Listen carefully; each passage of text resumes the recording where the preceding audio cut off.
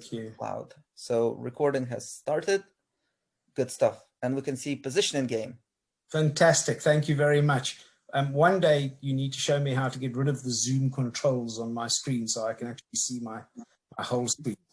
So, folks, just to say quickly where this came about. We spoke last week about people wanted some help in promoting their businesses and some how do you win more clients. And so that's really what this is that I'm going to show you now. And I'm really happy to offer it to this group. So if you want to know what my background is and what informs my views on this, this is sort of my corporate presentation, so I wouldn't really give it to a professional group. That's me sitting on the boot of the car there as a hippie, and then a few years in psychology, you can see what happens to your hair. So academically, I started I'm a computer scientist by background, then did a PhD in psychology, a lot of maths in that, and I'm a visiting professor at various places. I've also worked as a consultant, which was helpful. And I also IPO'd a technology company in South Africa. So I've had experience on the business side.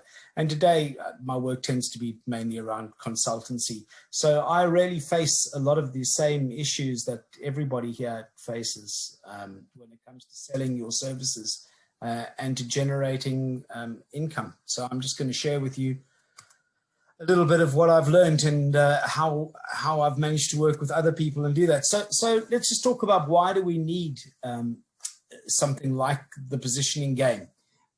And what we say is that business or selling your services to clients, any business is about an exchange of value. So you provide services, whether it be coaching, clinical psychology, forensic psychology, teaching, etc., and somebody pays you for that. And the key message there is that it needs to be an equal exchange. In fact, I should put that into the PowerPoint. If there isn't a perceived equal exchange, whoever is the party who perceives that they're getting less is not going to do the deal. And these things sound trite, they sound obvious, but yet every day I see people trying to consummate and do deals where they don't do these kinds of things. And so what I'm going to do is go through a few concepts in this presentation, which are really important, may seem basic. Some of them will definitely seem new, but every one of them is critical to actually getting a deal. So marketing then is about communicating your value to your market of proposed clients, just proposed clients and your market, it's supposed to say there. You can see I put this thing together in quite a hurry. I must say thank you to Mark and Nigel who did look at some of this material as well, by the way. And any faults are mine, nothing to do with that. So a lack of sales then is often about marketing tactics without using marketing strategy and positioning. And what I mean by that is that strategy would be asking questions like, how would prospective clients react if I came across as X or as Y or as Z to them? In other words, you think through what are the different positions that you might appear as or position yourself as in order to win business from prospective clients. Tactics, on the other hand, is I'm going to come across as X by, I'm going to put these words on my website, I'm going to create this logo, I'm going to speak at these events. In other words, it's what most of us do when we start a business. We get a web designer, we create some collateral, we create the stuff, but we don't think about what kind of people and what kind of service does my market look for, which is a bit like the question Jonathan asked right at the beginning, which was a great question, is what are companies looking for right now? And really, it's about doing that all the time and making sure that your position is what they want. And that's why it's called the positioning game. So what is the positioning game? Well, the positioning game is an interactive process to help you craft a compelling marketing strategy, and positioning statement to win more clients. That's number one. Secondly, the positioning game is generalized for any kind of business. So whether you're selling to other businesses, B2B, or whether you're in the business to consumer marketplace, you might be selling to individuals as a clinical psychologist or as a coach, it'll work. It doesn't matter whether you are a large corporate or very small. We've used this, Paul and I have used this, for example, at places as large as Lloyd's Register and Vodafone, and also with one-person startups. And it also works whether you're selling products or whether you're selling services. Mea culpa, I'm going to assume for the moment in this presentation that we're working with business psychologists selling to companies, so selling services to B2B, and probably small, that you are a small company. I will develop as the positioning game, as you come forward, if you are a B2C person, psychologist, I'll develop collateral to support that as it's required. I've been doing this since 2004. So I started this on a network, which you may or may not have heard of, called eAcademy, just at the time I was doing my PhD. And the positioning game had grown beyond all belief. And my PhD supervisor, Robin Russell at Goldsmith, said to me, Max, you're really going to have to choose. Are you going to do a PhD, or are you going to develop your positioning game more? And the PhD took preference and precedence. And so I've done it with odd people, but I've never done it as my sort of main, what I do everyday job, if you like. But I do love working with people. So in the positioning game, as you'll see in a sec, you become a real expert around your business and about how to communicate your business to prospective clients. I'm just the facilitator of the journey. And we were talking about that earlier on when Nikita spoke about Reshape and his organization for leveraging the wisdom of crowds. When the positioning game works well, it really is leveraging the position of crowds. I may have experience because I'm old and I've got clients before, but I'm not necessarily in touch with the latest way to use Instagram to do marketing and so on. And there'll be changes in society of which I'm not aware. And I'm really relying on the group to start filling in those. So I can provide some structure, but I truly am the facilitator. I probably look a little bit like the expert initially. If you're a psychologist and if you haven't done business training and sales training, it probably looks very expert. You'll see it's quite easy. After you've seen one or two positioning games, you'll see the formula working on. It's the nuances that you add and the group adds that make it spectacular. We'll come to that. If you want to see how people have experienced the positioning game, feel free. You can see on the reference section on my LinkedIn profile, a number of people have written how they experienced going through the process, which is quite interesting. It's quite tough sometimes. As those of you who are going to go through it will discover, but incredibly rewarding. It's like good therapy, I suppose you could say. Okay, so let's get down to the business of it. The first thing I want to cover is why should prospective clients buy your psychology services in the first place? So again, I said I'm going to use businesses as the example, but this would work in another way for private clients, but I'll just use this now. So the first thing is that businesses that you're trying to sell to exist for one reason only, usually.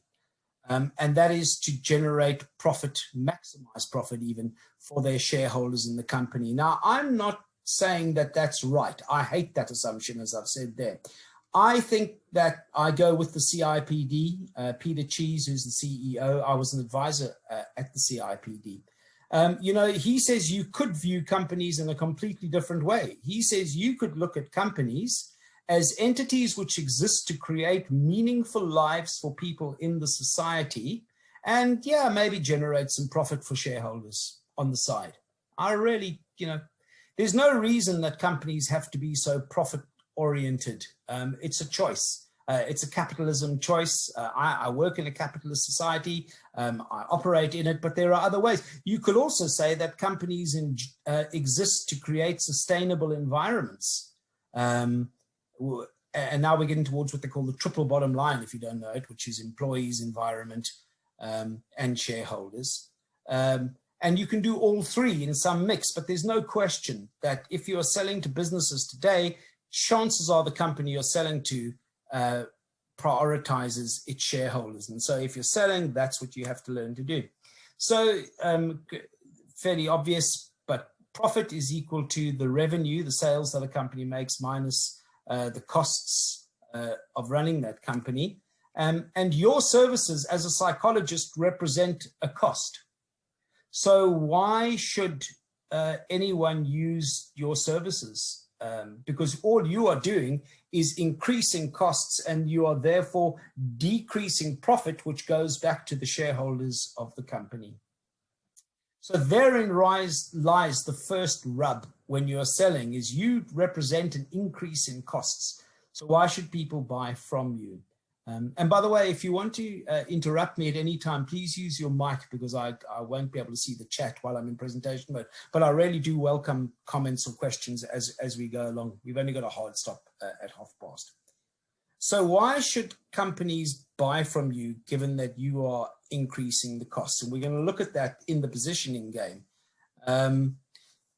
So sort of, you have to show that the cost of your services is only a fraction of the increase in the profit you'll generate. In other words, by providing your culture improvement services to the organization, the value that will come to the organization will be in the millions, whereas you'll only be charging in the 100,000s or the 10,000s or whatever that is.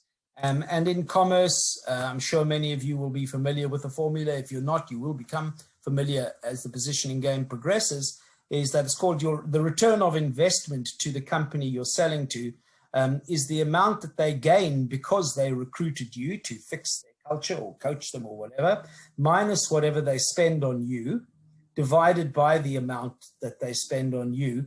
And that is called the return on investment. And that amount needs to be high enough for them to warrant. Bear in mind that they could, let's say that your services cost £100,000, being in the UK at the moment. At £100,000, they could put that money into a bank, and they probably only get, I think at the moment, 0.25% interest. They could put it into the stock market, and they might get 5 or 10% interest. So you can be sure that before they spend money on anything that you as a psychologist offer them, somebody is probably going to do a calculation like that, even if it's in their head. Otherwise, they can't return the money that they promised to the shareholders, and particularly if you're working with large companies, but it applies to anybody. But I want to say here, I wonder if the phrase "you have to show that the cost of your services is a fraction of the profit that you're going to generate for your clients." Are there ways that you might be able to sell what you do without showing that you generate value for the company that you're selling to? And for that purpose, I'm going to show you something called the value profiler, which is a model that some of you on the call have probably seen ad nauseum, and I apologize for that. But if you haven't seen it, you'll find it hopefully helpful, and it'll explain explain a lot before we get into the positioning game. I'm only showing this model, by the way, because you are psychologists. So if I was doing this with any other group, I certainly wouldn't show it, but this is very convenient with you.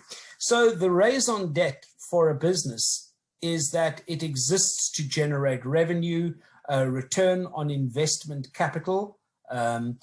It wants to maximize the total return to shareholders. These are all financial concepts which are critical in companies. And as I said earlier, it's the reason that many companies exist, most companies. I would say 95% of companies or more. But when you're studying psychology, of course, they don't teach us the stuff. You'll see in a second what they teach us will appear here. But we don't learn this. And this really hampers our ability to sell our services because we're not talking this language of financial outcomes and maximizing profit. So a company only achieves those business outcomes if it has a certain, what they call, set of key performance drivers in place. And those key performance drivers are things like productivity, and I think we all know what productivity is. Quality is the extent to which the products and services meet the needs of the company's customers. So use Vodafone as an example again, the extent to which Vodafone services meet the needs of the customers, we would say that is the quality of what they offer. Innovation, I think we pretty much know about innovation as psychologists, and customer growth, depth and share of wallet. In other words, they have got the same problem as you. They also want to win more customers or win some customers. So what we're saying there is that in order for them to get business outcomes, this is a necessary and maybe sufficient conditions here, the key performance drivers to get those outcomes. Now, from a workforce perspective, which is where we as psychologists work, they'll only get those key performance drivers if they have a certain set of workforce capabilities in place. And this is just an example that Dave Milner, who's also here today, and I created a while back. And this is a living list, if you like. So this list changes every year because, employee experience is flavor of the month in 2020, and engagement was flavor of the month in sort of 2011 or whenever Hay and Co. made it popular. But what effectively you can see that we're talking about a set of capabilities like resilience and agility, etc. So what we're saying is that you're not going to get the business outcomes that you want if you're Vodafone or someone you're trying to sell to, if you don't have the key performance drivers, which are the result of having the right workforce capabilities in place, which you can only get by having the right people practices, like recruitment and workforce analytics and performance management and knowledge management. And the key point here is that as psychologists, I would say that the majority of our work takes place, our interventions take place here in this area of people practices or processes, to call it more generically. I just tend to call this whole thing processes. So we may get involved in OD, which we'd say is a strategic process or practice, change management, career development, etc., etc. So this is really, really key to understand this, is that as a psychologist, you can only make interventions at the level of processes. So when you're bringing a psychologist in to do work, they are changing a process in the organization, which the psychologist assures them will give them the workforce capabilities they need to enable their key performance drivers to give them the business outcomes that they want. So you won't get those business outcomes without the key performance drivers, which come from the workforce capabilities, because the processes are all messed up. And you need a psychologist to come in and say, yes, we can fix your career development. Yes, we can fix your employee well-being. Yes, we can help you with your onboarding or your L&D, etc. So that's kind of your job. Now, typically, when you go into a business to sell, you will be talking to HR often. And HR is usually in charge of levels 4 and 3. So they look after these things here. However, the purse strings are held by the C-suite, and they are at levels 1 and 2. And so while HR may say that's a fantastic idea, I'm going to take it to the powers that be to get this deal approved, to get the purchase for your services approved, these people, the C-suite, are going to say, well, I'm delighted to hear it's making lovely employee experiences, etc. But remember, we're actually in the business of revenue generation and profit. So can you be absolutely sure that fixing our retention will help our profit, or fixing our engagement will, or fixing our culture? How is that going to turn into profit? And if the HR person can't answer that question because you haven't told them how to do it, you're slightly at risk of not getting that deal. And the positioning game will look at that with you. I'll just pause there just to say any questions on that before I carry on.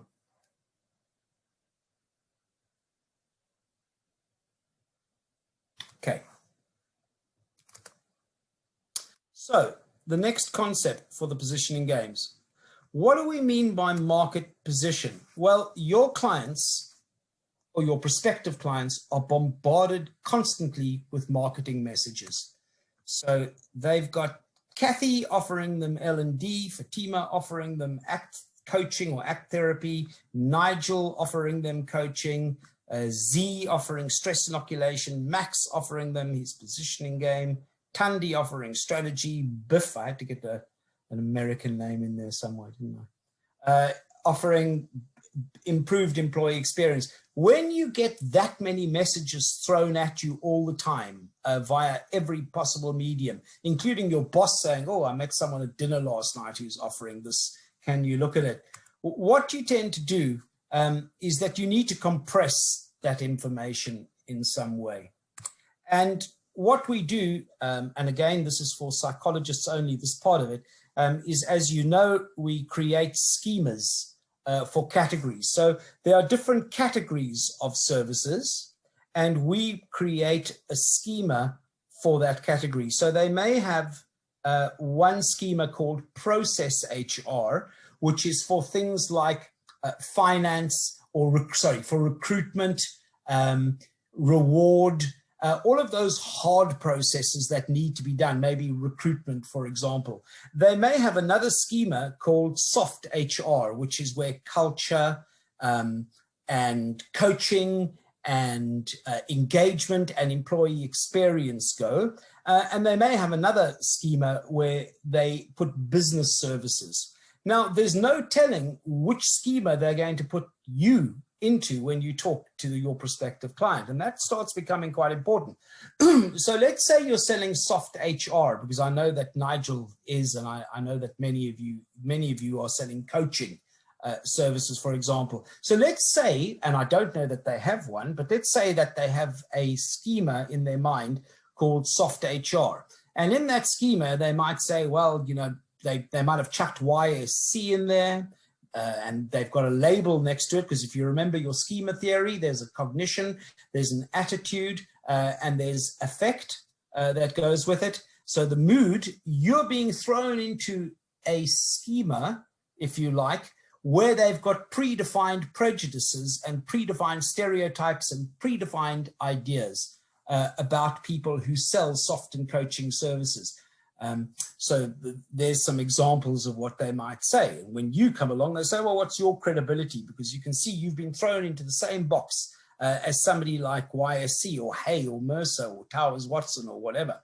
So within that schema, they may say, well, we'll only spend money on this schema if there's nothing left, if there's something left at least after all the process HR work has been done. So we've got so much money to spend on fixing our compensation and reward and recruitment and so on.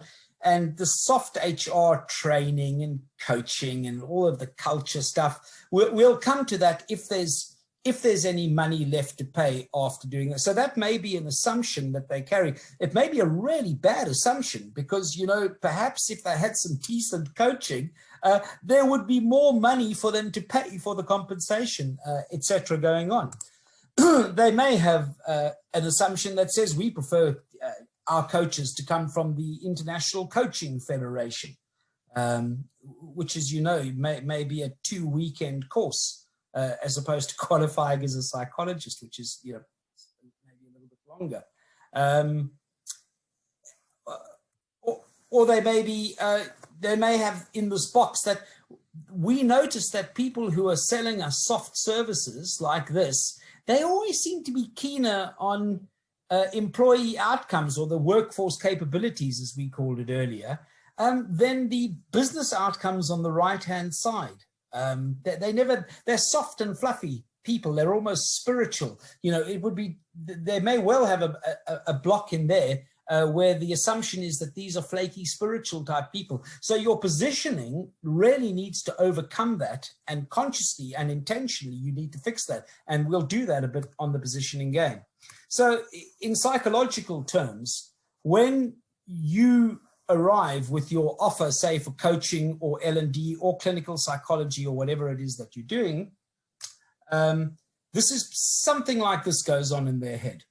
The first thing they'll say is, do I have an existing schema for coaching?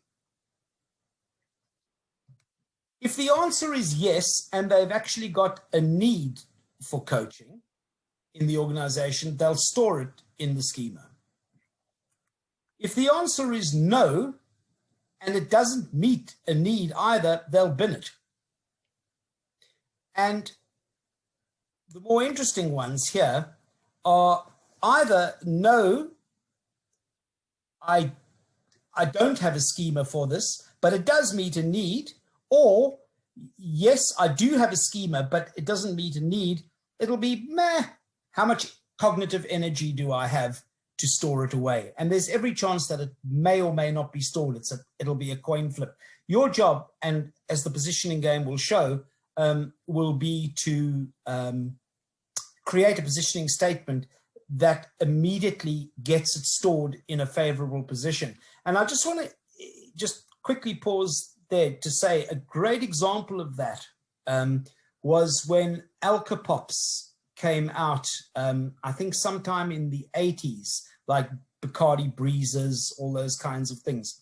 And when the product category arrived on the market, it was a brand new category. And as such, they spent a fortune, millions, if not billions, on advertising, and there was no take up at all. And the reason was, it's a very famous case study, is that they were trying to push a new product in for which people didn't have an existing schema. Now, you obviously can create schemas, but the cost of being a new category is so high that it often isn't worth your while. So they withdrew all of the marketing that they'd done on Alka Pops, and they repositioned themselves as being, we are the cold drink with a bit of a kick. So they went into an existing schema or category, that of soda pops, with a kick. So they positioned again. So instead of having to create a new category, and that's something we'll see a lot in the positioning game, is that I'm going to say, what schema or what category do you think you are in your prospective client's mind? Because if you're saying, I've got a brand new service and it's really exciting, etc., that's wonderful. But the cost of creating a new schema in already overloaded people's minds is incredibly high. And it'll take you an incredibly long time to sell whatever it is that you're doing. So, you can say then that your market position is the impression, image, or cognition, or imprint, if you like, that your business communications, what you look like, how you speak, your collateral, the colors that you use, even the texture of your brochures, if you still use those, leaves in the mind of your prospective clients. What is the impression that you leave? Secondly, you can say here that a good positioning statement, which by the way is the key deliverable from the positioning game, is to say how your services meet the needs of prospective clients in an existing category, preferably. It will explain the value that you add, and it will show how your services stand out distinctively against all of the other people who are in that schema or category. So that's really what the positioning game is about, is to ensure that you go into yes, and it meets a need, rather than being binned, or into this dodgy, maybe yes, maybe no category. And remember, if there are 3 different things that can happen to you, only 1/3 of them is the desirable one that you'll be looking for. And so if you get this right, it's the difference between cold calling or 100 people or going to 100 networking events, etc., and getting 2 or 3 leads, one of which turns into a deal, versus maybe getting 15 leads, maybe 4 or 5 of which turn into a deal for you at the end. So the last, just coming up to the end here, the last slide is who are your competitors is the last concept that's quite important when we do the positioning game. So the first thing is that let's say you offer coaching to a company. And again, I'm using coaching as an example because I know it's going to be one of the first positioning games we do or the second one actually with Nigel, is that the first question they're going to say is, does anyone around our company need coaching if you're offering it? So is your timing sort of good in a sense? And then secondly, they're going to say, but even if we do need coaching, can we afford it? Thirdly, they're going to say, should we rather spend our limited funds on coaching for a few people in this organization, or should we rather just put in a larger customized L&D program for everybody and everybody can benefit from it? Or maybe we should, rather than spending money on coaching, maybe we should just get that new data warehouse we've always wanted. And finally, they may say, well, should we spend it on Coach A, Nigel, or on Coach B, Z, for example? Now, each of these represents, if you like, a different type of competitor. The first competitor that you have is doing nothing, because whether someone else wins the deal or they do nothing, it's the same for you. You don't get to invoice anybody and pay your mortgage and get your food in and that kind of thing. The second kind of competitor that you're dealing with is their funding situation. Do they have the resources to pay you? The third kind of competitor that you're dealing with is a coaching substitute. So, you know, L&D for coaching might be if you're offering well-being services, you might be like Arup, who instead of coaching chose to use mindfulness as a substitute for coaching in the organization. No idea how successful that was, but I have some ideas. The next competitor is using even a non-coaching substitute. They say, well, we need coaching and to develop our people, but we need a new database even more. So you need to deal with that. And then finally, you have this competitor as a direct competitor. So when we think of competitor, really, we normally think of this last one, but actually it's only 1/5 of the competitors that you're up against when you're doing this is going to be a direct competitor. And the positioning game will make sure that we address all of these competitors when we're looking at your business. I'm going to ask you to do quite a bit of research on the market so that you really understand what are the needs and what are the substitutes and what are the other competitors that they may use instead of your service. So when I said earlier that you're going to be a real expert, I mean that you're not only going to be an expert psychologist, you're also going to be an expert in the needs of your prospective clients and of your market, because that's probably, for selling purposes, probably more important to be an expert in their needs than what you do. As many snake oil psychologists or snake oil coaching people will testify, they know very little about the discipline that we will have trained for all those years to do, but boy, they sure know about the needs of the clients, and that's why they are winning the business. But we can fight that, and we can collaborate to try and get around that. So finally, the positioning game deliverable and the process you go through. Well, the deliverable works like this. Your market position, I say, this is my formula, it should be a minus sign. I can actually change that on the fly.